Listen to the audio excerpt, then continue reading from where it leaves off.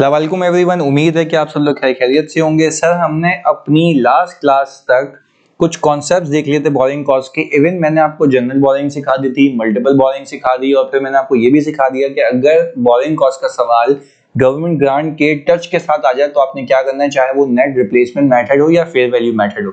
आज की क्लास में हम सीख लेते हैं concept of rental repayment.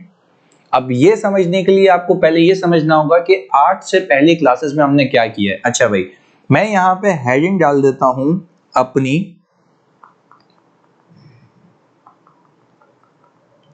Earlier treatment की, या हम कहेंगे मैकेनिज्म की। सही जी, अर्लियर ट्रीटमेंट या मैकेनिज्म।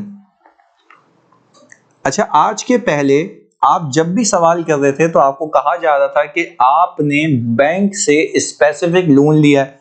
मैंने कहा सर यहां पे लिख देता हूं, आपने बैंक से स्पेसिफिक लोन लिया है। सही जी, स्पेसिफिक लोन लिया है 5 लाख रुपए का। अच्छा, ये बात आप ध्यान में रखिएगा अभी की क्लास में कि जो 5 लाख रुपए का लोन होता है ये होता है प्रिंसिपल अमाउंट। बच्चों ये क्या होता है? Principal amount. इसके ऊपर इंटरेस्ट लगता है, ये प्रिंसिपल अमाउंट है। और नीचे क्या लिख के देता था आपको? नीचे लिख के देता था कि प्रिंसिपल इज रीपेएबल। सही जी, वो लिख के देता था principal is repayable in 3 equal installments. सही है जी। तो आप क्या किया करते थे? आप ये किया करते थे कि इस 5 लाख रुपए के ऊपर एक अज्यूम कर रहा हूं 10% का इंटरेस्ट है, और अगर सालाना पेमेंट है तो इसको आप करते थे 12/12, और जो भी आंसर आया, लेट्स से 50,000 रुपए का आंसर आया, तो इस 50,000 रुपए को इंटरेस्ट को आप कहते थे इंटरेस्ट एक्सपेंस।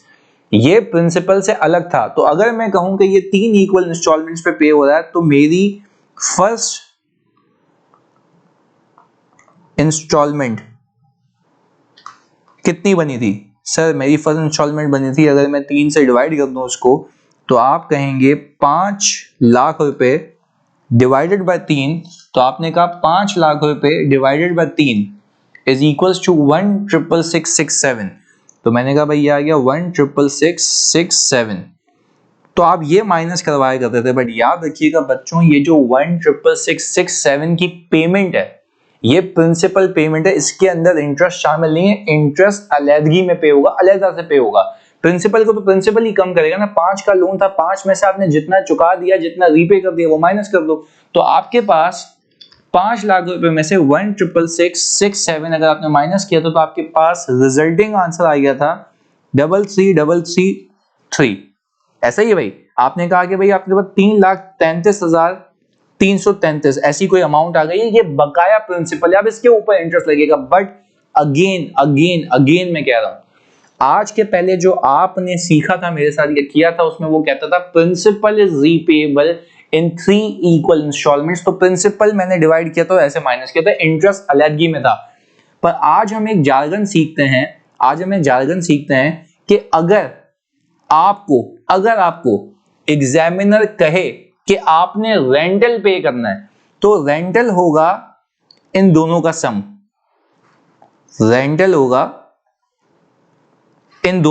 और इन दोनों का सम कैसे सर? 50,000 प्लस 1,666,667।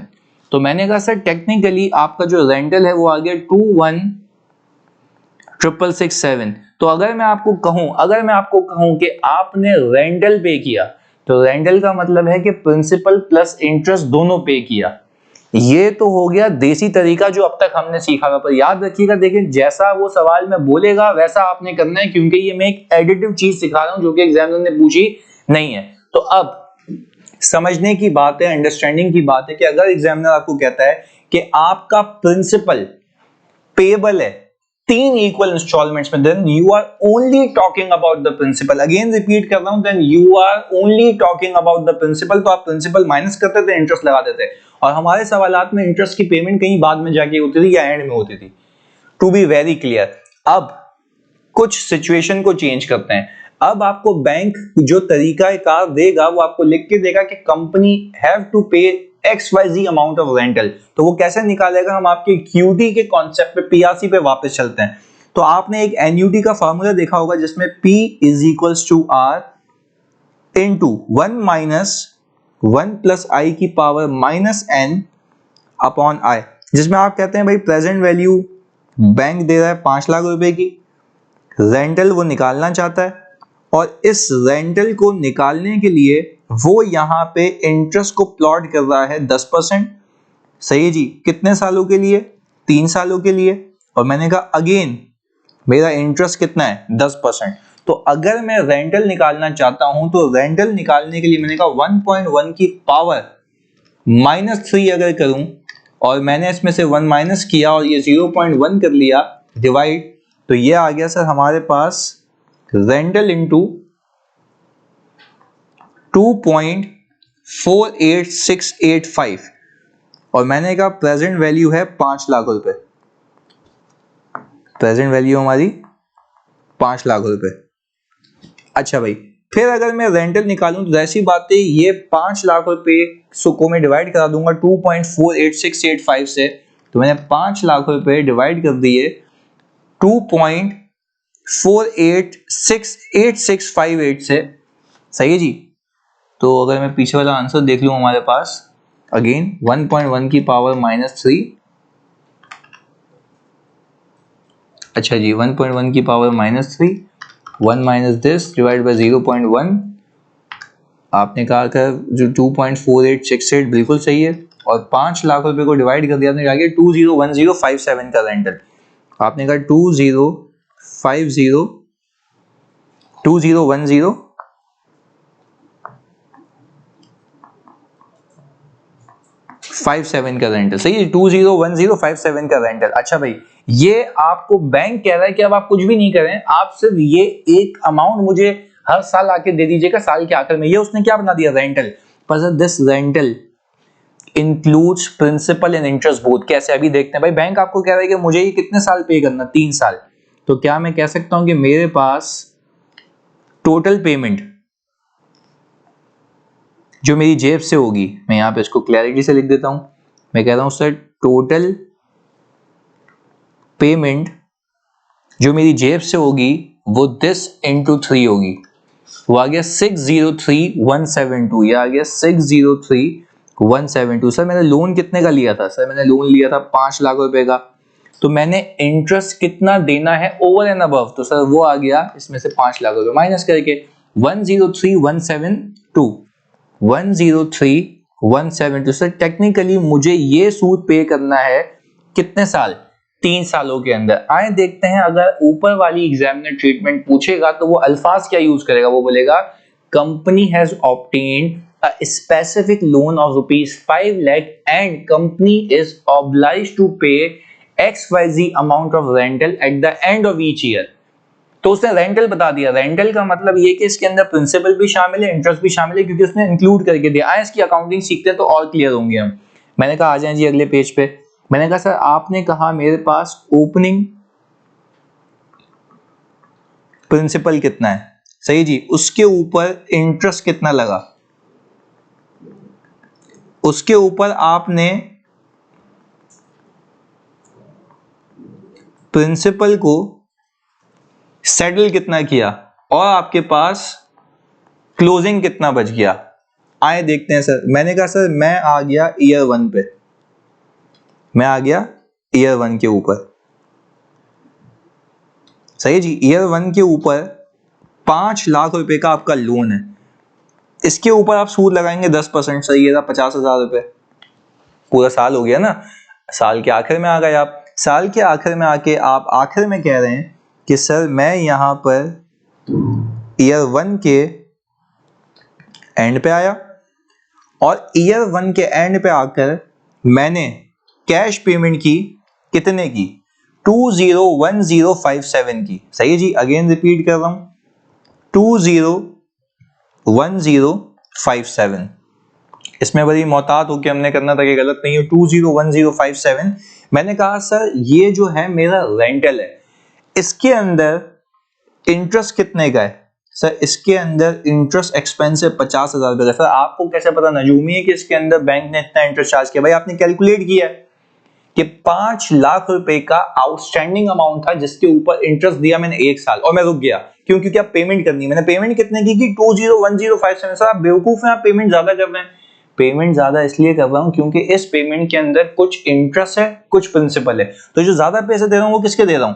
सर बकाया में इंटरेस्ट के, बकाया में प्रिंसिपल के दे रहा हूं। तो मैंने कहा 201057 माइनस 50,000 मेरे पास आ गया 151057। तो मैंने कहा सर मेरे पास लोन पेएबल डेबिट हो जाएगा 151057 से। तो मैंने यहां पे भी आया, मैंने कहा भाई 151057 से मैंने इतने का प्रिंसिपल सेटल किया। याद रखिएगा, देखें इंटरेस्ट तो जैसे ही अक्रू हुआ पे हो गया। अब आप कंपेयर कर रहे हैं इसको इससे कि भाई आपके पास ओपनिंग लोन ऑब्लिगेशन कितने थे? आपने कहा 5 लाख रुपए। सर आपने सेटल कितने किए? 2010। तो सर आप ये 201057 माइनस करें ना भाई। नहीं ना, वो माइनस इसलिए नहीं कर रहा क्योंकि इसमें कुछ इंटरेस्ट भी है, उसमें कुछ इंटरेस्ट भी है। तो मैंने प्रिंसिपल को प्रिंसिपल से कंपेयर किया है। I hope this is clear. तो अब मैंने क्या किया, मैंने सर 5 लाख रुपए में से 151057 माइनस कर दिया। सही जी, 151057 माइनस कर दिया तो मेरे पास आ गया 348943। मैंने कहा सर ये आ गया 348943। ये आ गया मेरे पास क्लोजिंग प्रिंसिपल। खुद देखो ओपनिंग कितना था 5 लाख रुपए, इंटरेस्ट कितना लगा 50,000 रुपए। 50,000 जैसे ही लगा वो पे हो गया, वो तो प्रिंसिपल से अलग है ना। तो आप ये देखें रेंटल के अंदर इंटरेस्ट को पे ऑफ करने के बाद प्रिंसिपल कितना है, तो आपने 5 लाख रुपए को प्रिंसिपल से कंपेयर किया क्योंकि वो प्रिंसिपल रीपेमेंट है। बात क्लियर है? अच्छा जी, तो अब मैंने ये कहा कि अगर 5 लाख रुपए पे 10% लगाया मैंने, वो 50,000 आया, वो 5 लाख रुपए में ऐड भी कर दूं और मैं रेंटल पूरा भी माइनस कर दूं, तब भी मेरे पास 348943। अच्छा भाई, फिर मैंने कहा सर मैं आ गया ईयर 2 पे। मैंने कहा सर ये आ गया 348943। सही है जी। मैंने कहा इसके ऊपर 348943 पे लगा दें 10%, तो ये आ गया 3489 सही है जी। आपने कहा सर अब आप आ गए ईयर 2 के एंड के ऊपर।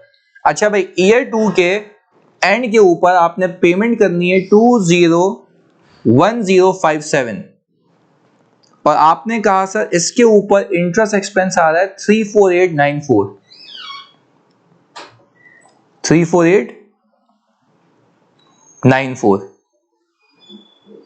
चलें जी। अब आपने कहा सर 201057 माइनस 3489, अगेन चेक कर लेते हैं। 3489 इतना इंटरेस्ट पे किया तो आपने प्रिंसिपल कितना पे किया? सर आपने यहाँ पे लिख दिया लोन पेएबल डेबिट। खत्म करें इसको, 166,163। तो मैंने कहा ये आ गया 166,163। तो सर आपने कहा कि अब आपने इतने लोन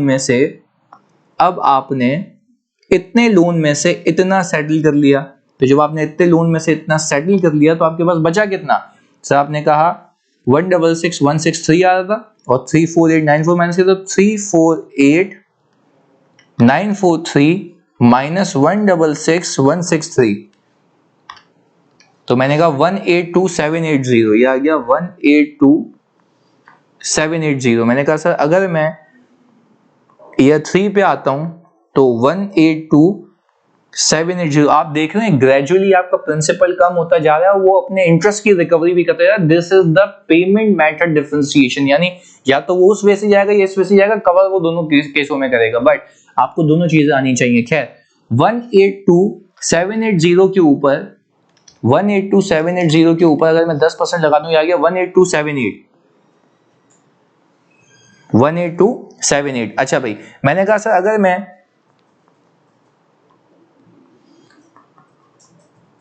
ईयर 3 के एंड पे आ जाऊं तो मेरे पास जो कैश है 201057 है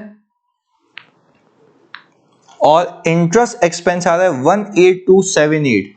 ये आ गया 18278। तो मैंने कहा भाई 201057 माइनस 18278, तो ये आ गया 182779। सही जी। या हम सिंपली राउंडिंग ऑफ की वजह से इसको कर लेते हैं 182780। 182780। आप ये देखें कि आखिरी साल में 182780 की अमाउंट आई और ये आपका आखिर में हो गया 0। तो आप यहाँ पे देखें बखूबी कि आखिरी साल तक आते आते इस बैंक ने हमसे पूरे पैसे रिकवर कर लिया। जरा फोकस होकर देखिएगा, खुदा के वास्ते यहाँ पे आपको कनेक्टेड रहना है। मैंने कहा अगर मैं इंटरेस्ट का टोटल करूं इस कॉलम का, तो इस कॉलम के अंदर 18278 प्लस 34894 और प्लस 50,000, इन तीनों का सम आता है 103172। 103172। सर ये क्या है? ये हमारा पूरे 3 सालों का इंटरेस्ट एक्सपेंस है जो कि बैंक की कमाई है। हम पीछे गया, मैंने कहा सर ये देखें क्या आ रहा था 103172। मुझे पहले ही पता था बैंक ऐसे चार्ज करेगा, तो बैंक ने क्या किया, रेंटल बना के दे दिया। रेंटल में उसने इंटरेस्ट भी शामिल कर दिया एन्युटी के फॉर्मूले से। और बैंक ने कहा कि बेटा आप अभी होशियारी नहीं करें, आप सिर्फ ये सालाना मुझे पे करते रहें। तो अब जब वो सालाना पे करवा रहा है मुझसे, तो उसके अंदर इंटरेस्ट भी है। तो मैंने क्या किया, प्रिंसिपल उठाया, इंटरेस्ट लगाया। जब पे करने गया देखा इंटरेस्ट कितना पे कर रहा हूं, बाकी प्रिंसिपल की पेमेंट। बात समझ आ रही है? तो सर अगर मैं इन सबको सम करूं, तो इन सबको जब आप सम करेंगे तो आपको आंसर मिल जाएगा 5 लाख रुपए का। तो समझने की बात यह है कि मेरा प्रिंसिपल भी रीपे हो गया, मेरा इंटरेस्ट भी रीपे हो गया, तो कुल मिला के रेंटल पे हो गया। आप इन दोनों को सम कर लें, इन दोनों को सम कर लें। सही जी। तो इन दोनों को अगर मैं सम करूं तो 5 लाख रुपए प्लस 103172, तो ये आ गया 603172। 603172 आंसर अगर आप ये देखेंगे तो ये 3 रेंटल के बराबर ही है। बात क्लियर है? तो सर अब जो अकाउंटिंग होगी वो इस फॉर्मेट पे होगी। अगर सवाल आता है रेंटल के फॉर्मेट में, इसको अच्छे से कॉपी कीजिएगा, समझिएगा। मिलते हैं अगली क्लास में। जज़ाकल्लाह।